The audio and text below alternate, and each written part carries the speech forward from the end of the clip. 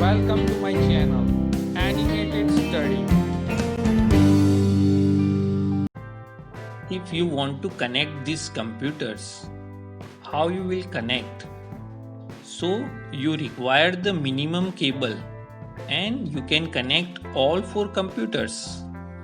So here you can see the cost of cable, that is in terms of length in meter, is given, and you can connect any computers with remaining all computers. So you are always looking for such a path, so you require the minimum cable. So here you will never select 6, 8 and 9. You are selecting the 3, 4 and 5. So your cable requirement is only 12 meters. That is the minimum one. And this is the connected graph without cycle. So it is known as the spanning tree with minimum cost. So such kind of tree is known as the minimum spanning tree. So let's understand the minimum spanning trees in detail. So here we have a graph G and you have a weighted connections between all vertices. So first we will understand the spanning tree and then we understand the what is minimum spanning tree. So if you want to traverse this graph and if you want to build the spanning tree, you have a one way, that is you are traversing with depth first search algorithm, in which you may start from V1, then you can go for V2, V8 and V3. Let's select V2 here. Then from V2 you can access V4 or V5. Let's try with V5 here. Then from V5 you can go to the V2 or V7. V2 is already visited, so we will go to the V7, and from V7 you can explore V4 or V6. So let's take V4 first. Then from V4 you can explore V8 or V3. You can take any one. Here we will take V8 first and then we will come back to the V4, that is what the backtracking, and then we will explore the remaining one, that is V3, and from V3 you will reach to the V1 or V6. V1 is already visited, so you can go to the V6. So this is what the DFS spanning tree of graph G.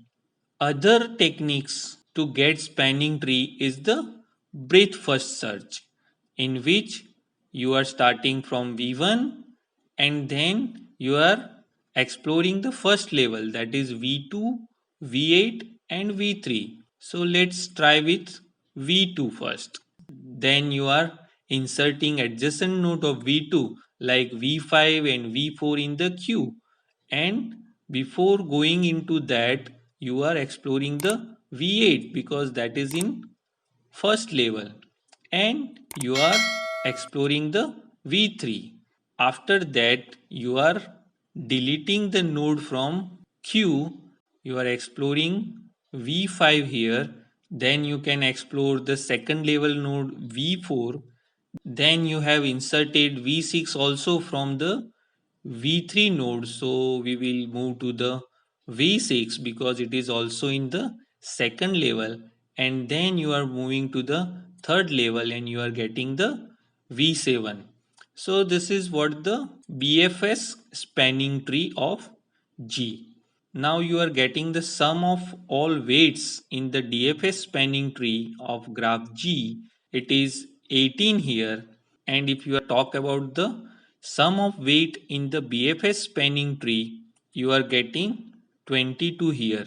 So you may get different DFS spanning trees and BFS spanning trees, and you can get the different spanning trees and different cost, but it may or may not be minimum one. So in the minimum spanning tree, we are selecting such kind of spanning tree in which you are connecting all the node with minimum sum of weights. So here in the graph G, if you are getting the subgraph with taking the minimum edges like this 1, 2, and you are trying to connect all the nodes, and you are ignoring the larger weight edges from the graph, and you will get this kind of connection, and you will get this kind of spanning tree in which you have all nodes are connected, and sum of the